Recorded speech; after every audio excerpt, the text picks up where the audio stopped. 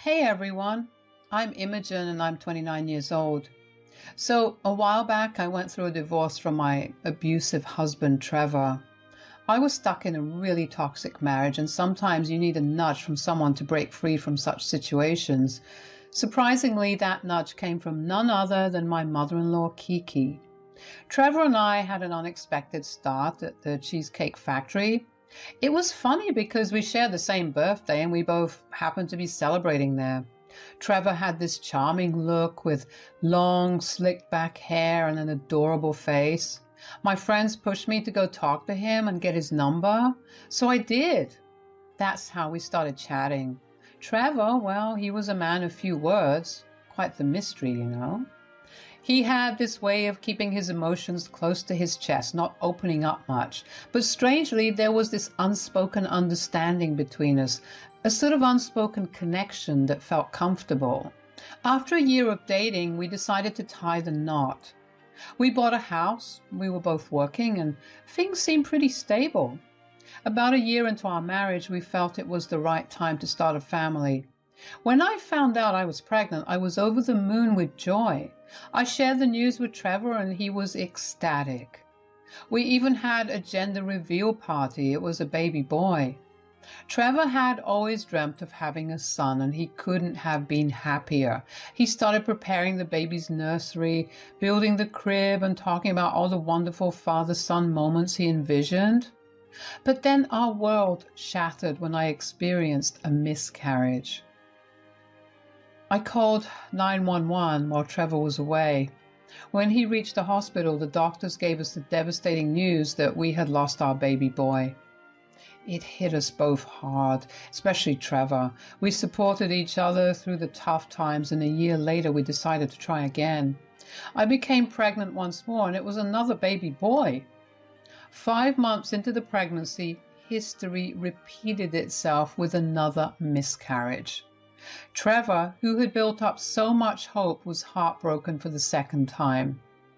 I battled depression, unable to get out of bed, but Trevor didn't seem to notice. He was lost in his own grief, and it created a distance between us. He started sleeping in the guest room, and our communication had gone down the drains. I figured he needed space and time to heal, so I gave him that. However, a month after my second miscarriage, Trevor lost his job. I still remember the day he came home after that. I heard the sound of breaking glass and immediately rushed into Trevor's room, only to find a shattered plant pot. "What happened? Are you okay, Trevor?" "Okay, Imogen. I just got fired." "I'm so sorry, baby, but sometimes life is not fair, honey. You'll find another job. You've got a strong skill set." "Baby? You were calling me baby and offering support as if everything is just fine between us?" "Trevor, we're going through a rough patch, that's all. It will pass." "No, Imogen, it won't. Since the day I married you, it has been like everything in my life has gone wrong." "What do you mean?" "I don't know if you want to hear this, but it feels like this marriage is cursed. 2 miscarriages, losing my job of 4 years. It's like the universe doesn't want us to build a family or move forward. I'm just so tired." "Trevor, that is not true. We love each other, and we entered this marriage together. Every marriage has its ups and downs. Don't worry, I have my job, and I'll take care of everything until you find a new one. Just leave me alone, okay? Get out of my room." It was the most we had talked about in the last few months. Hearing Trevor call our marriage cursed felt like a stab in the heart. But I understood he was overwhelmed. Maybe it was my love for him that made me empathetic. Losing 2 babies and his job had hit him hard. It was like a never-ending string of bad luck. I decided to give him some space. The next day, I headed to work without asking Trevor about his plans for the day or if he was going to stay home. When I returned, Trevor was on the couch, an almost empty 6-pack of beer beside him. I tried to talk to him, asking how he was feeling, but all I got was silence. I pressed him to answer, and he said, "I'm okay. I'm going to go to sleep now. That's all I got from him. It had been almost a week since Trevor lost his job. Each day when I left for work, he was planted on the couch, glued to the TV, and when I returned, the scene remained unchanged except for the growing pile of empty alcohol bottles. I couldn't help but worry about him. One evening, unable to ignore my concern any longer, I finally talked to him. "Hi there, how you feeling? Did you manage to have lunch?" "Yeah, I ordered some Chinese takeout." "Good choice. Actually, I wanted to discuss something with you. I understand it's been tough and you're going through a lot. However, I'm concerned about the amount you're drinking, Trevor." "I'll decide what I have to do. Just because you're the one bringing in the money doesn't mean you can dictate everything in this house." "Honey, that's not what I meant. I've been thinking, given everything we've been through, perhaps we could consider therapy, either as a couple or individually. Whatever you're comfortable with. I've been struggling too." "Can you stop making yourself out to be the only victim here? I lost those babies too, you know. I need some air. I'm heading out." I found myself trapped in a cycle of difficult conversations with Trevor. No matter how hard I tried to be empathetic and understanding, he continued to shut me out, invalidating my feelings. It was a struggle and I didn't know what to do. Trevor wasn't ready to accept the help I wanted to provide. Instead, he often said hurtful things, making me feel like it was my fault for our problems. It was all too much to bear and I felt lost. But then, one day, my phone rang, and it was my mother-in-law's name, Kiki. "Hi, Imogen." "Hey, Mom. It has been a while. How are you?" "Yes, dear, it has been long. I called you regarding my son, by the way." "Oh, yeah. He must have told you about the job." "Yes, he did. He also told me how you were stopping him from spending money on himself." "What?" "Well, Trevor tells me everything. Imogen, can you please stop creating a toxic environment for him at home? He has already been through a lot." "Toxic? You must be kidding me." "Well, Trevor told me how you don't talk to him. Asked him to sleep in another room, and you've been making your own rules since he lost the job. Bullying him for it and not talking to him. You are an adult, Imogen. Behave like one. You are his wife. Be supportive." "He told you all these lies, Kiki? Really? You have got it all so wrong. Trevor is at home drinking all day. He is the one who decided to move out of our bedroom, and I even offered to take him to therapy, but he just doesn't want to." "Imogen, don't call Trevor an alcoholic. He barely drinks." "I know. That's why I was so concerned about him. I don't know what happened to him." "Imogen, you are not taking care of my son. Do I have to lecture you on marriage now? I wish he would just leave you. Poor kid." "I can't believe you're saying this. Why don't you trust me? Trevor's never been like that. I wish I was there to take care of him. You know what? Why don't you come over for a week? Check up on your son yourself and see how he's doing. Maybe that's not a bad idea. Trevor will be glad to see some positivity in the house." "Sure, whatever you say." I was furious with Trevor for lying to his mom about me when he was the one keeping his issues to himself. At this point, anger was my predominant emotion. Kiki came over to our place, and just as I anticipated, Trevor wasn't thrilled about it. On the morning of Kiki's arrival, Trevor left the house and spent the day with his friends. While he was away, Kiki took over the kitchen and started preparing his favorite meal for him.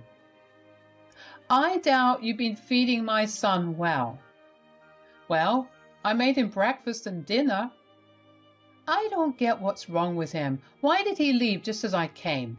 My son, I'm just so sickened by the thought that he can't spend a minute in this house because of you." "Kiki, Are we really doing this again? These are facts, Imogen. I don't know what you're doing wrong. Are you not giving him enough attention? Is this about the baby? I just think this whole marriage was a blunder. You don't have the right to pass judgment on my marriage. You're here for a week as Trevor's mother, but this is our life. Oh, honey, don't worry. I guess I'll have you out of the house by the end of this week. My son needs someone to open his eyes. Kiki was super sure her son was right. I decided not to argue anymore. I thought she'd figure it out eventually, so that night, Trevor did not come home for dinner and Kiki called him a bunch of times, but he finally picked up and yelled that he would be late. When Trevor got back home, Kiki tried to cheer him up by telling him she had cooked his beloved crab cakes. Trevor was not in the mood for food, though. Kiki, being the persistent type, pushed him a bit. He stormed into the kitchen and dumped the crab cakes she had made into the trash. Then he spotted a fresh batch of brownies on the counter and tossed them out as well. I knew Trevor wasn't in the best frame of mind, but I couldn't help but speak. If you didn't want to eat, you could have been polite.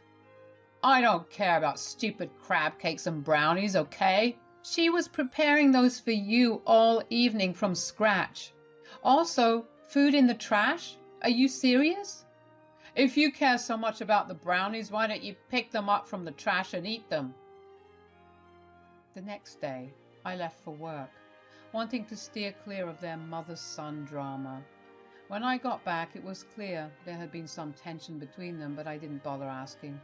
When I was home and not at work, Trevor acted like a rebellious teenager, disrespecting both me and his mom. He would say hurtful things about Kiki's character and his dad leaving, and I felt bad for Kiki, even though she thought I was the problem.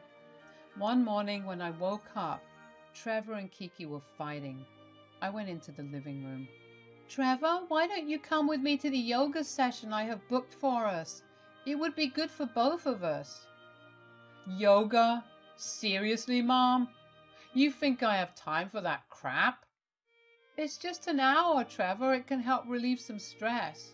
It can also help you with your anger, son. Anger? You want to talk about anger, Mom? Let's talk about how you ruined my childhood with your loose character. The reason my dad left you was I was angry about it. But did you do something about it too? Trevor, please don't bring up your father. This is about us. When are you leaving again? Trevor, who are you? Why are you being so rude to me? Well, this is me now. I have to go help my friend fix something. I'll see you later. Trevor left and slammed the door in our faces. Look what you have done to my son. This is what happens when you keep someone in a cage. Can't you see what's really going on? I've had enough of both of you. First, Trevor won't talk to me for some inexplicable reason, and now you're laying all the blame on me, assuming you've got everything figured out. I'm off to work. When I got back from work, things were a total mess. Kiki had her bags packed, and both Trevor and Kiki were there. I was seriously confused about what was going on. Wait, Kiki, I thought you were planning to leave at the end of the week. What's happening? I don't know. I went for a walk, and when I came back, I found all this. Mom, you were leaving. I got you a flight ticket back home, and I paid for it with my card. I also took some cash from your purse. It's your ticket, not mine. But why, son? I'm your mother. Why are you pushing me away? You're trying to control my life, Mom, telling me not to drink, to get my act together. I am a grown-up now. What's wrong with you? I only want what's best for you. Just like when you dated Steve after Dad left and he used to beat me up and you ignored all of it. Trevor, enough! Why can't you let it go? Is that girl putting all these things in your head? To be rebellious? I saw her outside with you the other day. What girl? Shut up, Mom. Why do you have to open that stupid mouth of yours all the time? Trevor grabbed an empty beer bottle within reach and tried to aim it at Kiki. She managed to dodge it, but she hurt her hand and her finger was bleeding a bit. I couldn't stay silent any longer seeing another woman in distress like that. Trevor, that's enough. She's your mom. Get out and don't come back until I tell you to. Stay wherever you want to, but don't come here. I was really baffled by what had just gone down. It was all still sinking in. And there was Kiki shedding tears. I grabbed a glass of water for her and wiped her wound clean. Then I got her seated. My mind was buzzing with questions that needed answers. Trevor never mentioned anything about his mom's boyfriend, Steve, or her past relationships. It was like he kept a lot hidden from me. I knew Kiki had been through a divorce, but she never talked about any of her boyfriends. And this mystery girl she mentioned. I had this gut feeling that the answers I was about to get wouldn't be easy to swallow. Please forgive me, Imogen. I'm sorry I treated you this way, especially knowing what's been going on. Well, Kiki, I need the truth now. What's happening? To begin with, Trevor has been cheating on you. What? With who? How long has this been going on? I don't know all the details, but the other day, when he wasn't home and you were at work, that girl dropped by. I had a conversation with her. She didn't even seem to know Trevor was a married man. Wow. Now it makes sense where he was all those nights. I trusted him and he did this to me. Trevor's dad cheated on me too. I blame myself for the way Trevor is now. I had some abusive boyfriends and I neglected Trevor when he needed me. What's done is done. You did neglect Trevor. But that's no excuse for what he's doing now. You've seen the way he behaves lately, and what he did today was way out of line. I'm not making excuses for Trevor. I can't even recognize him anymore. He needs help. He's becoming the person he once feared. He has become a monster. From one woman to another, Imogen, I'm begging you to leave him. He's abused you and cheated on you, and now he's out there ruining his own life. You have a future ahead of you. I'm so sorry for my son. You should talk with him. You can stay here for another 2 days until you have your actual flight. I guess Trevor has a place he can comfortably stay.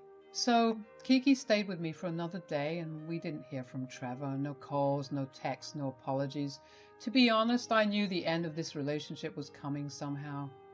The way Trevor had been acting and everything, I should have seen the signs. I was beating myself up and blaming myself for Trevor's behavior. I thought the reason for my not being able to give him children led to all this. When Kiki left, I thought about things for a couple of days before reaching out to Trevor. I knew my life would significantly change. I was my own sense of strength.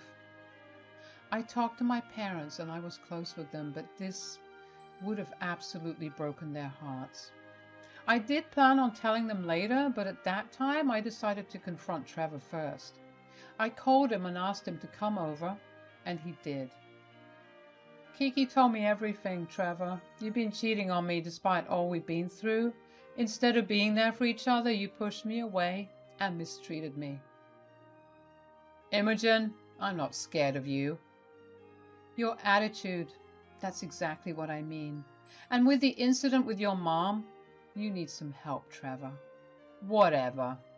You've changed so much. You used to be quiet, but this anger, where's it coming from? I wanted to start a family and you couldn't give me that. I lost my job. It's like you're bringing bad luck and then you blame me for being angry? Honestly, I don't want to be with you anymore, Trevor. You're not the person I fell for. So, you're leaving me? That's right. Who's going to handle groceries and other essentials? I don't have a job. I can't even pay for gas. I can't take care of stuff right now. You're such a man-child. Seriously? You expect me to do all that while you're out there cheating on me and treating me like dirt? Come on, Imogen. I'll end it with her if that's what you want. Seriously? Do you think I'm that naive? Am I your money machine or what? It's over, Trevor. After parting ways with Trevor, I found myself on a new and unexpected path. Divorces are never easy. Kiki gave me a call after the divorce. She informed me that Trevor had been crashing at her place and that his girlfriend had broken up with him. Life has this funny way of turning the tables sometimes. I remembered how Kiki had once vowed to open her son's eyes, but it turned out that her own eyes were the ones that truly opened. I decided to set up my own place, and let me tell you, it feels like a fresh start. The Trevor chapter had its share of complications and it left its mark. So I decided to seek help and started therapy to work through the issues and become a better version of myself. In one of my therapy sessions with Alicia, she brought up something. She casually suggested the idea of me becoming a single parent through adoption. Her words stayed with me even after our session was over. Just last week, I did something pretty brave. I went to an adoption center, filled out some forms, and started training to become an adoptive parent. I'm really excited about this new chapter in my life. It's giving me hope and making me look forward to what's coming. Life hasn't always been easy, but it's made me stronger and more determined. Going down the adoption path feels like a chance to do something really good for a kid and experience the joys of being a parent, all in my own way.